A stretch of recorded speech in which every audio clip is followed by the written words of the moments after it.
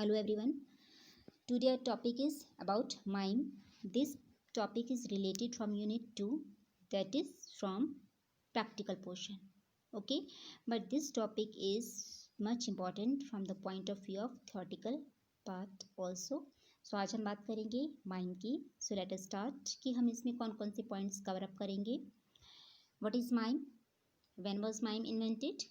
What are the two main types of mime? Mime is the use of movements and gestures in order to express something or tell a story without using speech. कि mime में movements का use किया जाता है, gestures यानी कि शारीरिक भाव भंगिमाओं का यूज़ किया जाता है किसी भी स्टोरी को बताने के लिए विदाउट यूजिंग स्पीच, किसी भी भाषा का यूज़ किए बिना. ओके और इसी के साथ साथ music, mime and strong visual imagery play a strong part in the productions. Means कि माइम में म्यूज़िक, माइम और जो कुछ भी विजुअल प्रेजेंटेशन, इमेजिनेशन दिखाई जाती है, ये तीनों बहुत ही इंपॉर्टेंट रोल प्ले करते हैं किसी भी प्रेजेंटेशन में. Okay, peoples presented a mime and puppet show a mime artist. जो पीपल्स है वो माइम प्रेजेंटेशन में पपेट शो का यूज़ कर सकते हैं. ठीक है, और जो भी माइम परफॉर्मर है उन्हें क्या कहा जाता है? Mime artist. Mime is a form of acting using only your body and no vocal. जो माइम है उसमें सिर्फ बॉडी एक्शंस का यूज़ किया जाता है, किसी तरह की किसी भी भाषा का यूज़ नहीं किया जाता है. Mime is known to be once of the earliest forms of self expression. सर्वप्रथम मनुष्य की अभिव्यक्ति का माध्यम जो है माइम को ही माना जाता था. Before there were language mime was use to communicate. Means कि जब तक भाषा का आविष्कार नहीं हुआ था माइम को ही बातचीत का साधन माना जाता था. When spoken language was used and discovered, mime became a form of entertainment. और जब स्पोकन लैंग्वेज का आविष्कार हुआ उस केस में माइम क्या बन गई? एक मनोरंजन का साधन. ठीक है. Now mime started from the theatre of Dionysus in the Athens. आइए देखते हैं हाउ डिड माइम स्टार्ट. जो माइम थी ये सबसे पहले इसकी शुरुआत कहाँ हुई? एथेंस में डायनोसस के थिएटर में इन 1811. मीन्स की 1811 में हुई थी. Mime started when there was no spoken language and mime needed to be use so that people can communicate to each other. ये भी हमने बात की थी पहले भी कि जब भाषा का आविष्कार नहीं हुआ था और मनुष्य को अपनी भावनाओं की अभिव्यक्ति करनी थी, अपने बातचीत करनी थी, तो उस केस में जो है माइम यूज़ की जाती थी. ठीक है. Now mime later on became a form of entertainment after spoken language was develop. और जब स्पोकन लैंग्वेज का आविष्कार हुआ उस केस में जो माइम थी वो क्या बन गई? मनुष्य के मनोरंजन का साधन. Furthermore mime truly became a theatrical entertainment form in the ancient form. The scene that would to be performed would always have a moral lesson. और जो एंशियंट फॉर्म थी हम कह सकते हैं माइम की. एंशियंट हमने क्यों कहा कि सबसे पहले हम कह सकते हैं सर्वप्रथम मनुष्य द्वारा इसका यूज़ किया जाता था. ठीक है. जब तक भाषा का आविष्कार नहीं हुआ था तो धीरे धीरे जब ये कला थिएटर में आई, थिएटर में प्रस्तुत की जाने लगी, तो इसमें ये क्या बन गई? मनोरंजन का रूप लिया इसने. और इसके थ्रू जो क्या प्रेजेंट किया जाता था? Each scene present a moral lesson. ठीक है. हर प्रेजेंटेशन के थ्रू कोई ना कोई जो नैतिक शिक्षा है वो प्रेजेंट की जाती थी. ठीक है. Mime is considered one of the earliest mediums of self-expression. Before there was spoken language, mime was used to communicate what the primitive people need or wanted. ये भी वही आपकी सेम चीज़ है. प्रिमिटिव पीपल मीन्स कि आदि मानव उसकी उस समय जो सर्वप्रथम आवश्यकता थी, ठीक है, आपस में बातचीत करने की, ठीक है, अभिव्यक्ति की, तो उस केस में उनके द्वारा जो है माइम का यूज़ किया जाता था. Instead of fading into obscurity when the spoken language was developed, mime had become a form of entertainment. ये भी हमने पढ़ा कि जब स्पोकन लैंग्वेज का आविष्कार हुआ उसका प्रयोग किया जाने लगा उस केस में जो माइम थी क्या बन गई? मनोरंजन का साधन. ठीक है. आइए देखते हैं कौन से ऐसे स्किल्स एंड टेक्निक्स हैं जो एक माइम आर्टिस्ट में होने चाहिए. ठीक है. नेसेसरी एलिमेंट्स भी कह सकते हैं आप इन्हें. There are many elements involve in being a great mime artist such as facial expression, body language, hand gestures. हाथों की हाव भाव, बॉडी लैंग्वेज, शारीरिक भाव भाव और जो है आपके चेहरे की अभिव्यक्ति. ठीक है. ये तीनों चीज़ें किसी भी माइम आर्टिस्ट के लिए बहुत ही इंपॉर्टेंस रखती है। Mime is a form of silent art that involves acting or communicating using only movements, gestures and facial expressions. A person performing mime is also called a mime. ये भी हमने पढ़ा कि जो mime है उसमें movements का यूज़ किया जाता है, gestures शारीरिक हाव भाव का यूज़ किया जाता है, चारे की अभिव्यक्ति का यूज़ किया जाता है और साथ ही साथ जो पर्सन माइम पर प्रेजेंट करता है उसे क्या कहा जाता है, माइम और mime artist. Non-verbal communication dates all the way back to the first human beings before there was spoken language. Gestures and facial expressions were used to communicate. As spoken language developed, these gestures and facial expressions were retained as a form of simple entertainment. वही आपकी same चीज़ है कि जब तक spoken language का आविष्कार नहीं हुआ था फेशियल एक्सप्रेशन को यूज़ किया जाता था टू कम्युनिकेट, और जब स्पोकन लैंग्वेज डेवलप हुई इन दैट केस यही गेस्चर्स, यही शारीरिक हाव भाव, फेशियल एक्सप्रेशन क्या बन गए, एक मनोरंजन का साधन।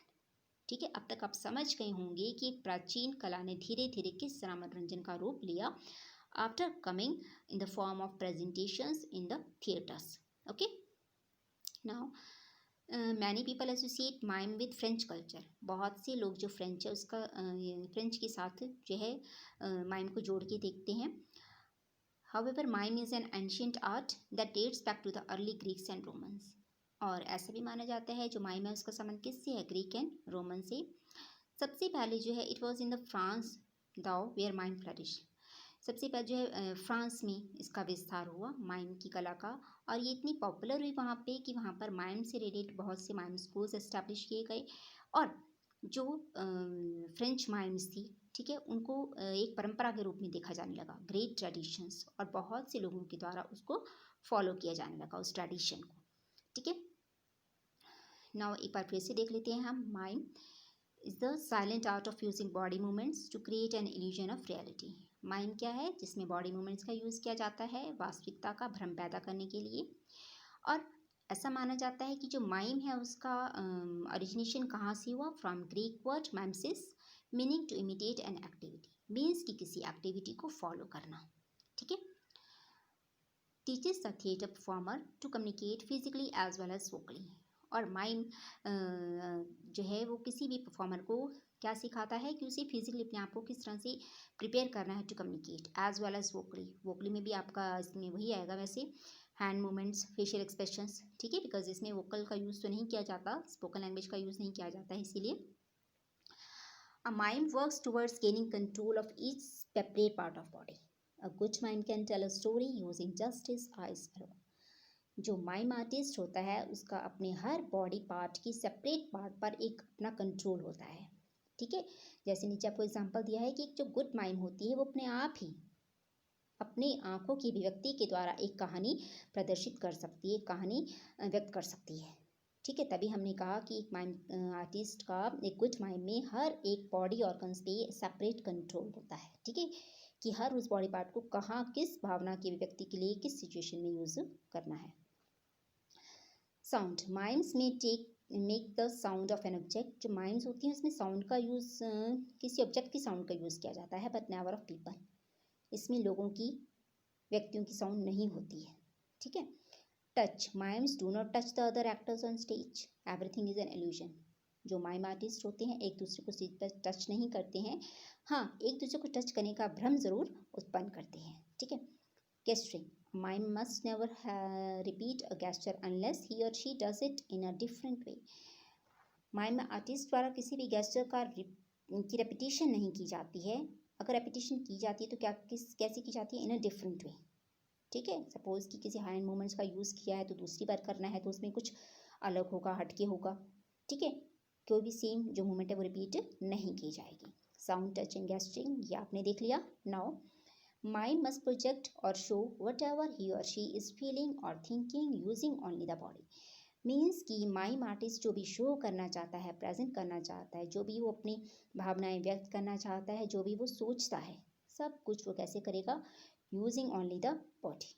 Okay, things a mime does to make an image clear to the audience. Means कि एक माइम आर्टिस्ट माइम के थ्रू जिस इमेज को स्टूडेंट ऑडियंस के सामने प्रस्तुत करना चाहता है, ठीक है, स्पष्ट रूप से उसके लिए क्या क्या चीज़ें आवश्यक हैं। Magnifying actions, making them larger than life. Means कि जो उसकी एक्शंस है वो क्या होनी चाहिए, वास्तविकता के नज़दीक होनी चाहिए।